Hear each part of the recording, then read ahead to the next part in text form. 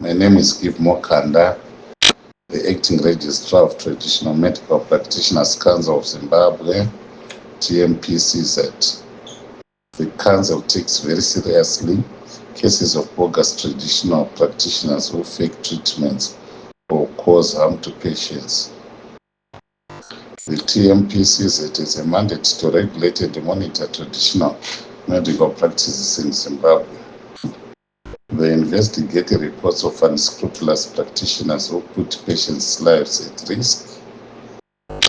If found guilty, these bogus practitioners face penalties, including fines, suspension, or even cancellation of their licenses. The TMPCZ urges the public to verify the credentials of any traditional practitioner before seeking their services, ensuring they are registered and legitimate. Protecting patients' safety is the TMPCZ's top priority.